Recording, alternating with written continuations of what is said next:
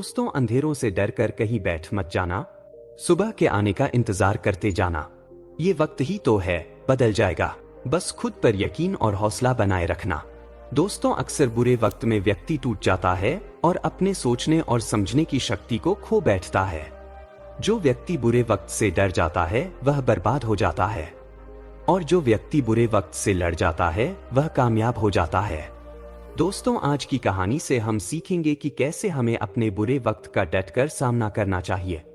मेरे प्यारे दोस्तों, आज की कहानी आपके जीवन बहुत बड़ा बदलाव ला सकती है। मेरा आपसे हाथ जोड़कर निवेदन है कि आप कहानी के अंत तक हमारे साथ बने रहें। बहुत समय पहले की बात है। एक छोटे से गांव में एक किसान रहता था। उसका नाम रमेश था। रमेश बहुत मेहनती और ईमानदार व्यक्ति था। वह बेचारा अपनी जमीन पर दिन रात मेहनत करता था ताकि अपनी पत्नी और बच्चों का पेट पाल सके। लेकिन पिछले कुछ सालों से उसकी किस्मत उसका साथ नहीं दे रही थी। कुदरत की मार उसको इस कदर पड़ रही थी कि वह अपना दुख किसी को बता भी नहीं सकता था। पहले तो बेमौसम बारिश ने उसकी फसलें बर्बाद कर दी, फिर अगले साल सूखा पड़ गया। हर तरफ रमेश की जिंदगी में मुश्किलें ही मुश्किलें थीं। रमेश के पास जो थोड़ा बहुत पैसा था वह भी धीरे धीरे खत्म हो गया। उसकी चिंता अब दिन ब दिन बढ़ने लगी थी। रमेश ने हर तरह से अपनी फसलों को बचाने की कोशिश की, लेकिन उसकी सारी मेहनत बेकार जा रही थी। गांव के लोग भी अब उसकी मदद नहीं कर पा रहे थे, क्योंकि उनके पास भी सीमित संसाधन थे।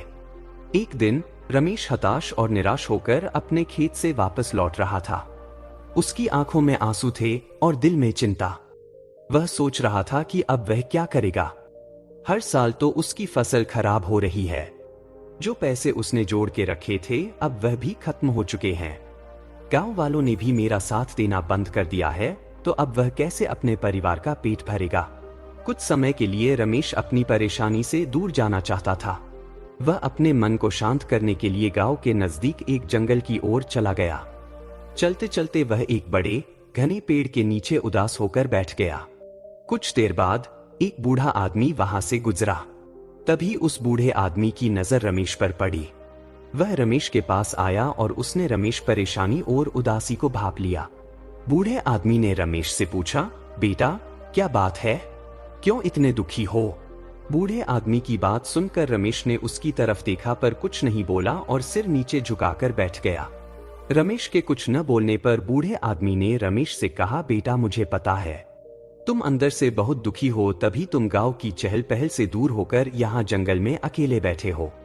बेटा, अगर तुम मुझे अपना दुख बता दोगे तो तुम्हारे दिल का बोझ हल्का हो जाएगा, और यह भी हो सकता कि शायद मैं तुम्हारी कुछ मदद कर दूं। बूढ़े आदमी की बात सुनकर रमेश ने सिर ऊपर किया और बोला, बाबा आप क्या मदद कर सकते हैं, आपके हाथ में कुछ नहीं है। मुझे किसी आदमी ने दुख नहीं दिया, मुझे तो इस प्रकृति ने दुख दिया है।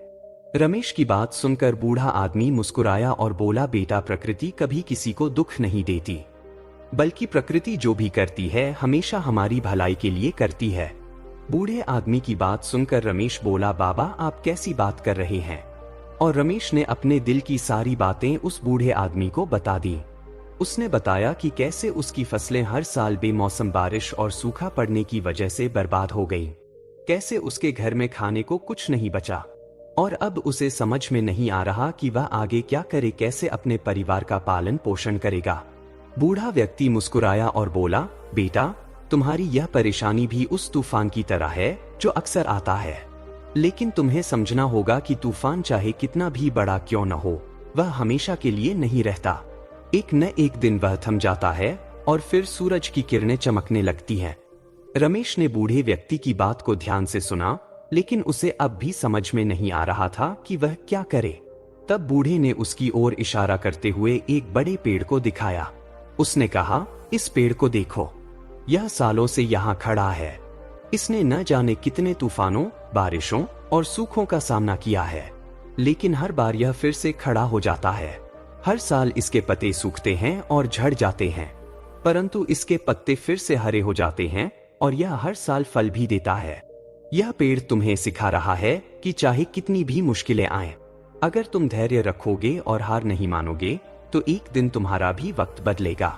बूढ़े व्यक्ति ने रमेश को एक शायरी सुनाई और कहा, बेटा हौसलों से उड़ान होती है, सपनों से पहचान होती है। बुरा वक्त सबका आता है, पर संघर्ष से लड़कर जीत का आगाज किया जाता है। बूढ़े व्यक्ति की बातें सुनकर रमेश ने पेड़ को गौर से देखा। उसे बूढ़े की बातें समझ में आने लगी। उसे लगा कि उसकी जिंदगी भी उस पेड़ की तरह है। मुसीबतें आती हैं, लेकिन वे हमेशा नहीं रहती। हिम्मत और धैर्य के साथ वे भी बीत जाती हैं। बूढ़े व्यक्ति की बातें सुनकर रमेश बहुत प्रभावित हुआ। उसके दिल को एक नई उम्मीद मिली। बाबा की बातों ने उसके मन से बुरे वक्त के डर का पर्दा उठा दिया था। रमेश ने अपने आंसू पोंछे और फैसला किया कि वह हार नहीं मानेगा। वह अपने खेतों में और मेहनत करेगा और चाहे जो भी हो जाए अब वह हार नहीं मानेगा। अब उसे खुद पर यकीन होता कि एक दिन उसकी मेहनत और लगन से उसकी फसलें फिर से उसके खेत में लहलहाएंगी। रमेश ने बूढ़े व्यक्ति को कहा, बाबा जी आपका बहुत बहुत शुक्रिया। आपने आज मेरे भीतर से मेरे बुरे वक्त के डर को बाहर निकाल दिया और मेरे भीतर उत्साह और आत्मविश्वास का दिया जला दिया। आपका यह एहसान मैं जिंदगी भर नहीं भूलूंगा।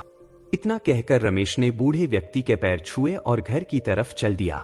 अगले दिन से ही रमेश ने पूरी लगन और मेहनत से अपने खेत में काम करना शुरू कर दिया। वह दिन रात खेत में दिल और जान से मेहनत करता। धीरे धीरे मौसम ने भी करवट ली और उसकी मेहनत रंग लाने लगी। कुछ ही महीनों में उसकी फसलें हरी भरी हो गईं। रमेश का जीवन फिर से पटरी पर आ गया और उसने अपने परिवार को फिर से खुशहाल होते देखा। इस घटना ने रमेश को एक बहुत बड़ा सबक सिखाया। मुसीबतें चाहे कितनी भी बड़ी हों, अगर हम धैर्य और मेहनत से काम लें तो एक दिन जरूर अच्छा समय लौट आता है। दोस्तों, किसी ने क्या खूब कहा है, तूफानों से आंख मिलाकर चल, हर मुश्किल से टकरा कर चल। जो डूबते हैं वही तो पार होते हैं, बस तू खुद पर यकीन रख चल। दोस्तों, जिंदगी में कितनी भी मुसीबत क्यों न आ जाए, बस हमेशा खुद पर यकीन रखकर उन मुसीबतों का सामना करना। क्योंकि मुसीबत तुम्हारी है तो सामना भी तुमको ही करना पड़ेगा और विश्वास भी तुमको खुद ही पर करना होगा। तुम ही सिर्फ वो इंसान हो इस पूरी दुनिया में जो खुद को खुद की मुसीबतों से निकल सकता है। अन्यथा इस पूरी दुनिया में कोई ऐसा इंसान नहीं जो तुम्हें तुम्हारी मुसीबतों से बाहर निकाल सके। अगर रास्ता तुमने चुना है तो उस रास्ते की दिक्कतों का सामना भी तुम्ही को करना होगा। दोस्तों, आज की कहानी में बस इतना ही। मिलते हैं अगली कहानी में, तब तक के लिए जय हिंद, जय भारत, जय भीम। दोस्तों, अगर कहानी अच्छी लगी हो तो वीडियो को लाइक करें और कमेंट बॉक्स में कमेंट जरूर करें।